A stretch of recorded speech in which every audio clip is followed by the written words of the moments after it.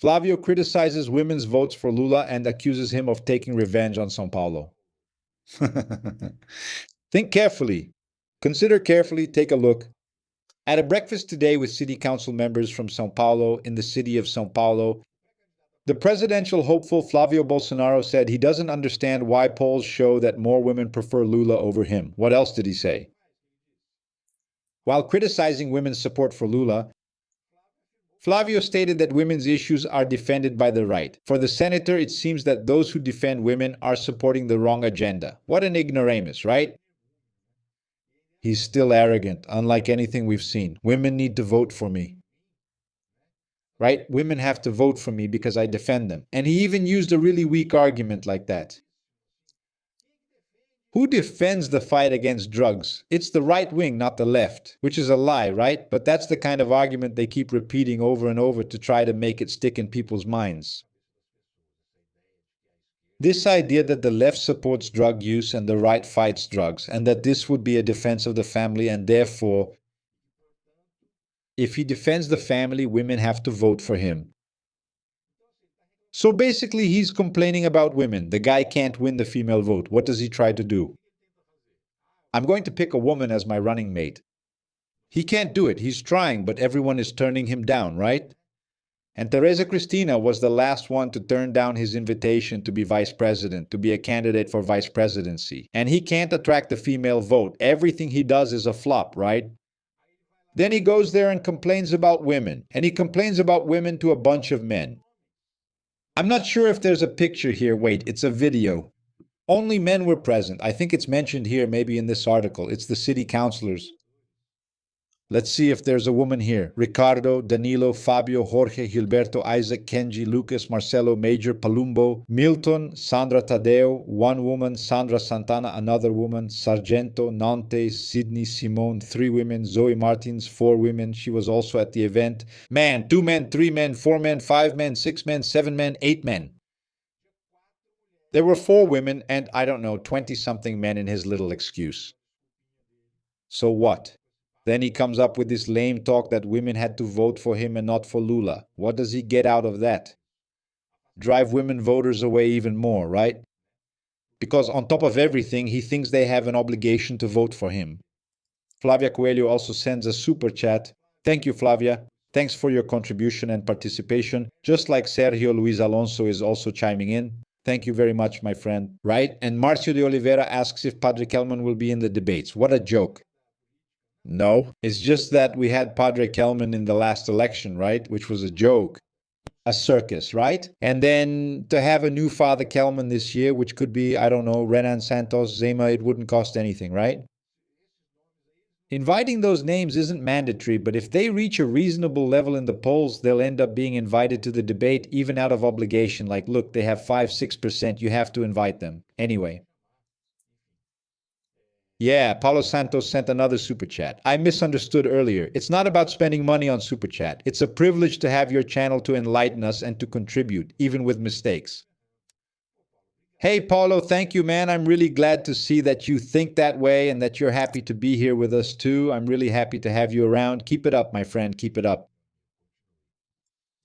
The major projects in favor of women come from the left, mainly PSOL, which I don't follow much on another social network. Yes, who presents them? The proposal to fight violence against women comes from the left. It's the left that actually puts forward proposals to truly protect the family. For example, ending the 6-on-1 off work schedule. Who benefits from ending the 6x1 schedule? The family. Right? The woman who works 6 days a week will get an extra day at home with her family. Or, I don't know, to go to church, to have some leisure time, going to the movies, going to the theater, to go to a bar, have a drink, because, you know, nobody's made of iron, right? Ricardo, 20,105, thank you for the gift as well. Anyway, that's it. The big projects defending women and promoting equal pay. Who was it that presented this proposal? Who voted against it? The right. Who voted in favor? The left. Equal pay between men and women. And so on. I could say a lot of things here that we could, make a list of. Isabel Ferreira. Ricardo, is there a limit to Andre Mendonça's shamelessness? The Supreme Court can act as follows. If someone appeals a decision by Minister Andre Mendonça, then it goes to the other justices for review. If no one appeals, it stays in his hands. He keeps making these decisions because he's the justice assigned to the case. But, for example, this new investigation, which is about corruption and influence peddling, Lulinha's defense is studying whether or not to ask the court to have this case moved to the appeals court. Actually, to the trial court. Why? Because it doesn't involve the Supreme Federal Court. There's no congressman being investigated. No minister is being investigated. There's no one with privileged jurisdiction being investigated. Why should this investigation stay in the Supreme Federal Court? It doesn't make any sense. And Lulinha's defense is also evaluating this, because that takes it out of Andre Mendonça's hands. It only slightly reduces the persecution, because the other case, the other investigation, which is the one about the NSS deductions, hasn't led to anything so far. But this one also involves people with special forum privileges. It involves congressmen. It's a big, broad investigation. Lulinha is just one part of it, right? So that's why it's at the Supreme Federal Court. But this other one really has no justification to be at the Supreme Federal Court, not at all. Look, let's move on. There's more. Who's speaking here? Celia from Recife. Ricardo sends you a Pix. There's no way to put a message. Yeah, with Pix, there's no way to put it here, right? On the screen, the Pix. At least for now, it seems like they're developing a tool that might help us put the messages from people who send pics up on the screen too. Okay? Yeah, I'm looking into that and soon we'll have a solution for it. Don't worry. But for now, thank you very much, okay? I'm really happy. Really glad for your collaboration because it shows that people are recognizing the importance of the work we do here to clarify politics, right? Flavio's amendments would reduce environmental oversight and benefit a mining company linked to Master. Flavio Bolsonaro. We found out what you were doing. That's right. Flavio Bolsonaro went to Vorcaro and asked for 134 million reais. Vorcaro had already paid 61 million reais when his bank, boom, went bankrupt. And then he couldn't keep paying. But in exchange for what? He released 61 million reais without showing up. Because here's the thing, when someone sponsors a movie, they want to be seen, right? The film is presented by some company, right? That's the least. It's giving publicity to it because, well, it's publicity, it's sponsorship. But Vocado didn't want to be seen. No way, right? So it's pretty suspicious. And then people started to wonder, what did Flavio do in exchange for those 61 million reais? Well, ICL Noticias, let me see who wrote this. This article is actually by Kleber Lourenço. Who is Kleber Lourenço, did some investigating and started connecting the dots. Regarding the handling of those proposals where Flavio would add amendments, try to change bills, provisional measures, and so on, during the periods when these money transfers were happening. So what did they find out? Banco Master, through another company, kind of a front company, owned 90% of a mining company, 90%. And this mining company, to operate in some regions, you need 2 authorizations from the state and federal government. Environmental authorizations. What was Flavio proposing? Remove. He added some amendments changing the bills. Remove the obligation for the federal government to also give authorization. Leave it only to the state government. Who was that good for? For the mining company I mentioned, and for others, who was the owner? It was Master. So now the federal police are going to investigate this story because Lindbergh Farias and Rogério Correia filed a complaint, right? Both of them are congressmen.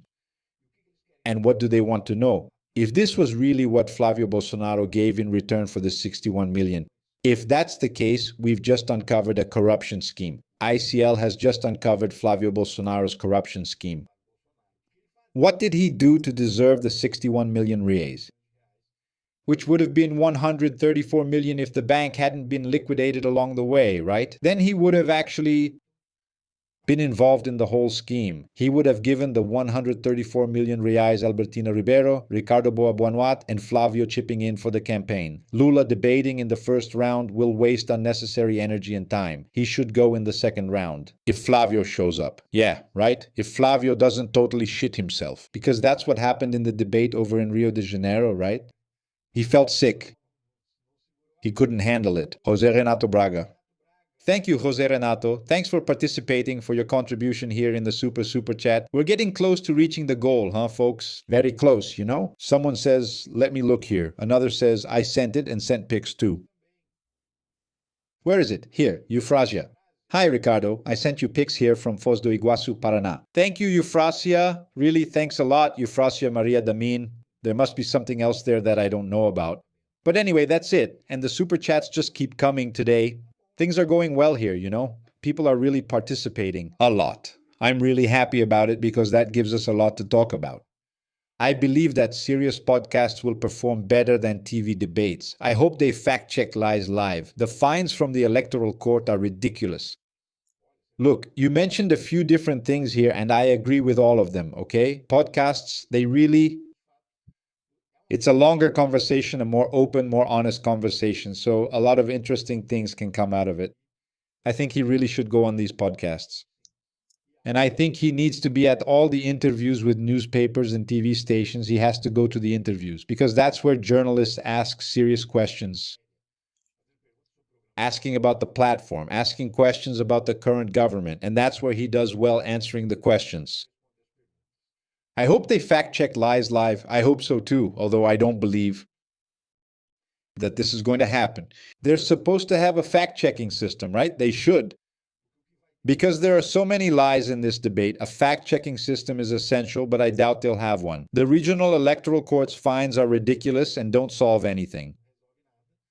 Many times it's worth it to just pay the fine. Crime pays when the punishment is just an electoral fine. Because we're talking about money that doesn't even come from the candidate. If he had to pay out of his own pocket, that would be something else. But it's not even that. It's the party that pays. It's public money. It's the electoral fund that pays. So the candidate doesn't even feel the pain of committing the crime. So really, it's nonsense. Marcio de Oliveira. Ricardo, how would a possible foreign interference in the electronic voting machines work? Could the candidate help facilitate it, or Brazil's superior electoral court? This intervention can happen by questioning the credibility of the voting machines. Saying that the voting machines can be tampered with, saying that the voting machines are easy to hack, to be hacked into to change the vote. That story about typing. Remember the 2018 election? You type 17, it changes to 13 because that was a lie, right? But that's the kind of thing. They can produce that. That's the biggest danger. The United States can produce reports of supposed investigations, in quotes, because these investigations are fake, claiming that they found some irregularity or some vulnerability in Brazil's voting machines. Then, the Bolsonaro supporters go on to do the rest. Which is to say, look, even the United States is saying that the voting machines aren't good. So the United States would give Flavio Bolsonaro an argument to keep questioning the voting machines. That's how they would carry out that interference.